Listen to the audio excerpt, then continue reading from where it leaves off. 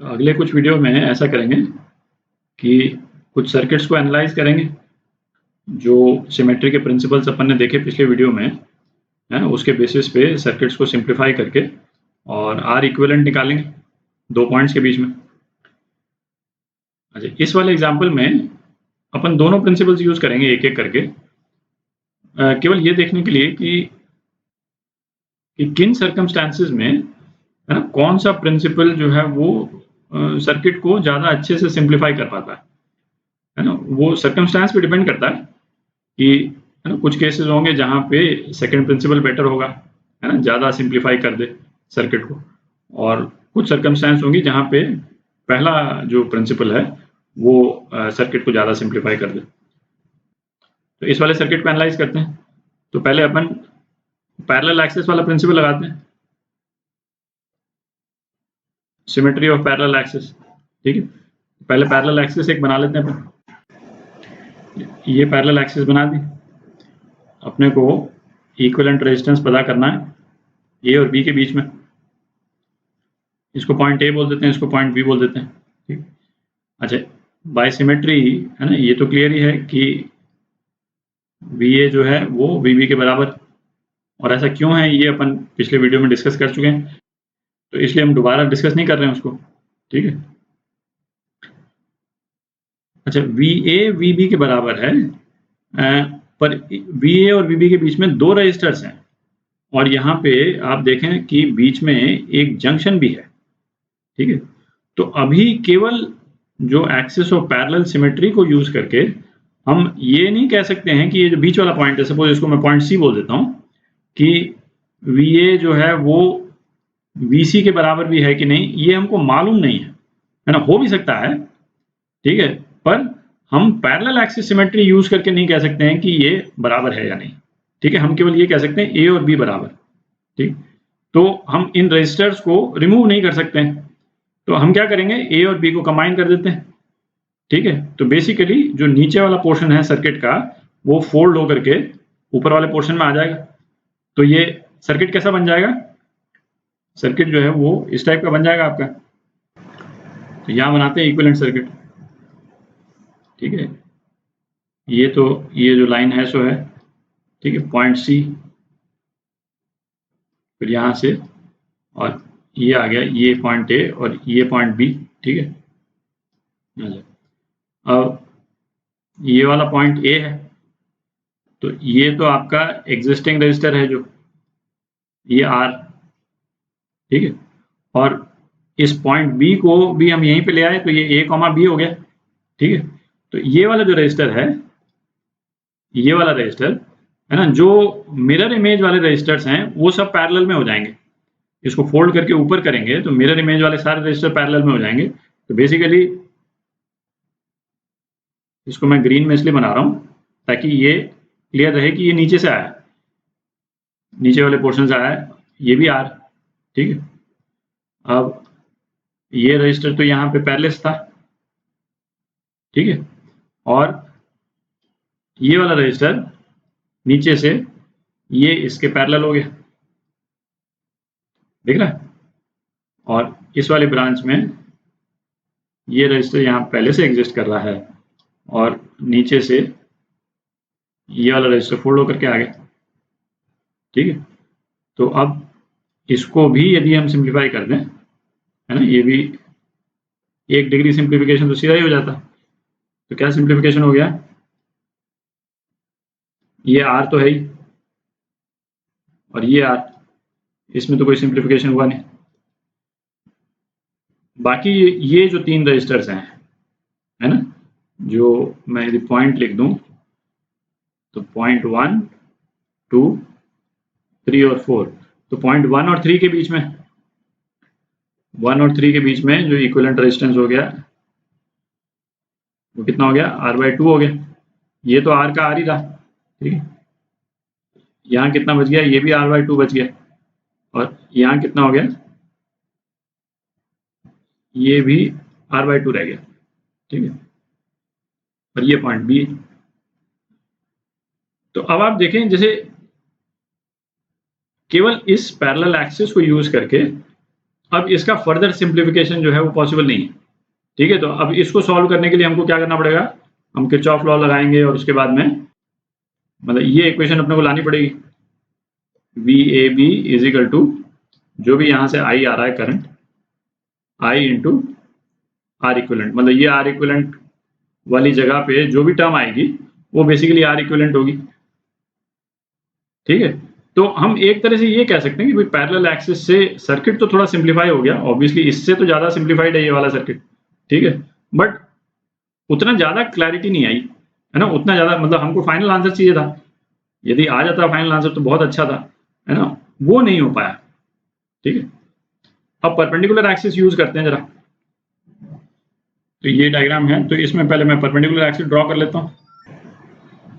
ये perpendicular axis अपन ने draw कर दिया। परपेंडिकुलर एक्सिस में अपन क्या देखते थे, करंट्स देखते थे, ठीक है। तो और मिरर इमेज के जो रजिस्टर्स हैं उनमें करंट सेम होता था, अपोजिट डायरेक्शन में होता था बट सेम होता था। तो पहले तो मिरर इमेज के रजिस्टर्स देख लें, तो ये रजिस्टर इसका मिरर इमेज है, ठीक है। फिर आपका ये रजिस्टर जो है वो इसका मिरर इमेज, और ये रजिस्टर जो है वो इसका मिरर इमेज, ठीक है। तो इनमें करंट जो है वो सेम कर देते हैं और अपोजिट डायरेक्शन में।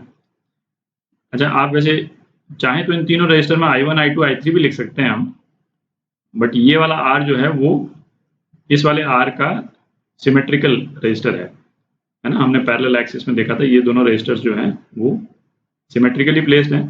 तो बेसिकली इसमें जो करंट होगा इसको मैं I1 बोल देता हूँ, तो इसमें भी I1 ही होगा, बट हमको ये एनालाइज करने की जरूरत नहीं, मैं I1, I2, I3 करता तब भी जिस एनालिसिस पे अभी हम पहुंचेंगे उस पर कोई फर्क नहीं पड़ता, ठीक है। तो एनीवे है ना, इसको I1 कर देते हैं, और ये जो है ऑब्वियसली ये रजिस्टर थोड़ा डिफरेंट है, डिफरेंट मतलब सिमेट्री के पॉइंट ऑफ व्यू से जो ट्रीटमेंट होगा इसका, तो इसको I2 कर देते हैं। अच्छा, अब इसमें जो है वो इसका मिरर इमेज, तो इसमें I1 यूं फ्लो कर जाएगा, इसमें I1 यूं फ्लो कर जाएगा, और इसमें I2 यूं फ्लो कर जाएगा। तो अब आप देखें यहाँ पे इस वाले रजिस्टर से करंट जो है वो सीधा यहाँ चला गया, यहाँ तो गया ही नहीं, ठीक है। और अच्छा ये I2 है, ये I2, अच्छा, और यहाँ से भी ये करंट जो है यहाँ सीधा चला गया, है ना, ऊपर तो गया ही नहीं, ठीक है। तो इस वाले R वाले रजिस्टर में करंट नहीं है, तो R वाले रजिस्टर में करंट नहीं है, इसका क्या मतलब निकला, यदि पॉइंट A ये है, इसको B बोल देते हैं, इसको C बोल देते हैं, तो इसका क्या मतलब निकल गया, VA जो है वो VB के बराबर, जो अभी थोड़ी देर पहले अपन डिस्कस कर रहे थे, अपने को मालूम नहीं था कि VB VA के बराबर है कि नहीं।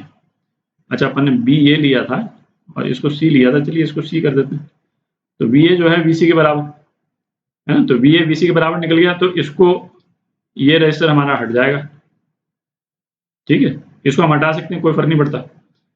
सेम एनालिसिस ये लोअर पार्ट के लिए है ना, ये करंट जो है वो सीधा यहाँ से यहाँ चला गया, इधर तो गया ही नहीं, तो इस वाले रजिस्टर में भी कोई करंट नहीं जा रहा है, क्योंकि ऊपर वाला भी करंट भी सीधा सीधा चला गया, ये रजिस्टर भी चला गया।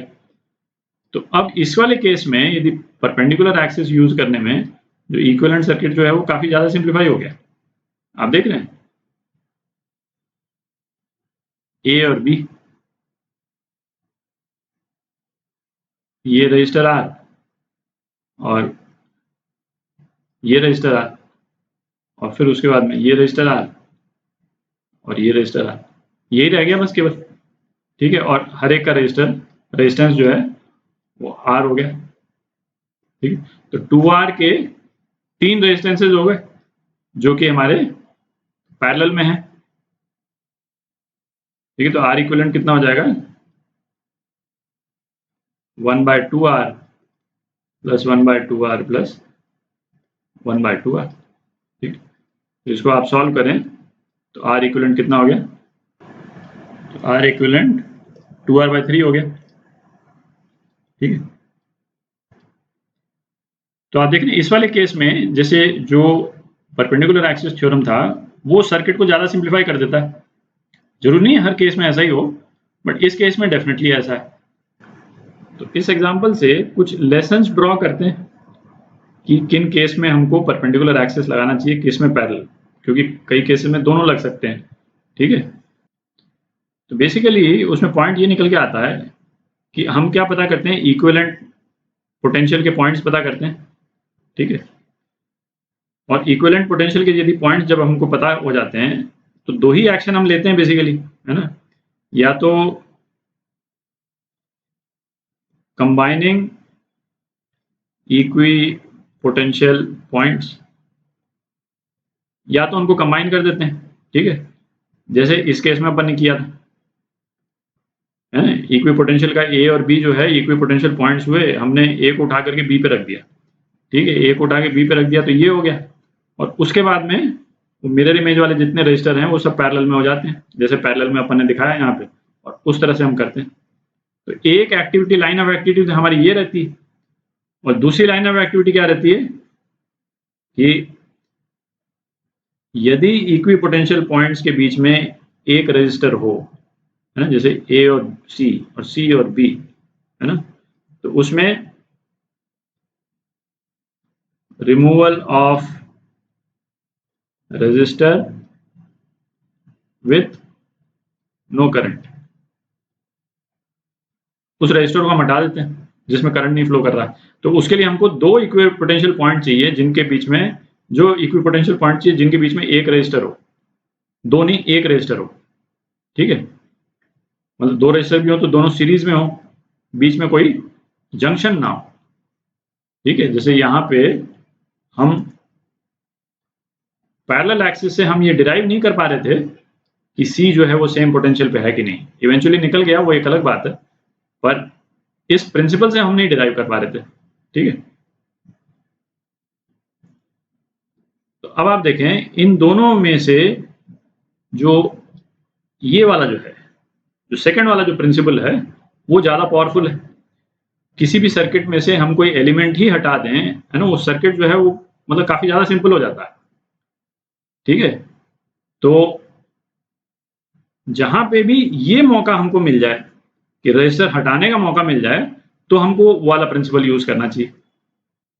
तो अब उसमें ये कि आप कोई भी सर्किट दिखे तो सबसे पहले आप परपेंडिकुलर एक्सिस आप देखें कि सिमेट्री है कि नहीं है, और केवल परपेंडिकुलर एक्सिस पे सिमेट्री हो तब ना लगा दें उसको। यदि परपेंडिकुलर एक्सिस पे, मैं लिख देता हूं, तो हमारी प्रेफरेंस क्या रहनी चाहिए, ठीक है, डिसाइड करने के लिए कि कौन सा हम लगाएंगे, कि if there is a resistor, ठीक है, और junction on perpendicular axis, then use perpendicular axis, ठीक है। इस प्रिंसिपल को आप फॉलो करें तो हमने क्या लिखा है कि परपेंडिकुलर एक्सिस पे या तो हमको रजिस्टर मिल जाए और या हमको जंक्शन मिल जाए। जैसे इस वाले केस में हमको क्या मिल गया, हमको रजिस्टर मिल गया, तो रजिस्टर मिल गया इस पे, तो हमको मालूम है कि उस रजिस्टर के थ्रू कोई करंट पास नहीं होगा क्योंकि पूरे परपेंडिकुलर एक्सिस जो है वो इक्विपोटेंशियल हो जाता है, ठीक है। पूरा परपेंडिकुलर एक्सिस ही इक्विपोटेंशियल हो गया बेसिकली। पॉइंट तो तीन ही इक्विपोटेंशियल हुए पर करंट ही फ्लो नहीं किया, तो मतलब सारा ही इक्विपोटेंशियल हो गया बेसिकली, ठीक है। तो यदि रजिस्टर मिल जाए उस पे तो आंख बंद करके सीधा परपेंडिकुलर एक्सिस लगा देना है, मतलब सिमेट्री ऑब्वियसली होनी चाहिए तभी लगाएंगे, बट तो एक तो ये, और यदि रजिस्टर ना मिले, रजिस्टर ना मिले बट जंक्शन मिल जाए, जंक्शन मतलब क्या हो गया, ये इस टाइप की चीज, है ना, जंक्शन मिल जाए तो भी हमको परपेंडिकुलर एक्सिस लगा देना, ठीक है। तो इस वाले केस में हमको रजिस्टर मिल गया था, नेक्स्ट एग्जांपल में जंक्शन मिलेगा अपने को, ठीक है। रजिस्टर नहीं मिलेगा बट जंक्शन मिलेगा, तब भी हम परपेंडिकुलर एक्सिस लगा देंगे, वो है ना जल्दी निकल जाएगा अपना आंसर, ठीक है। तो वो वाला एग्जांपल जो है वो नेक्स्ट वीडियो में करेंगे अपन।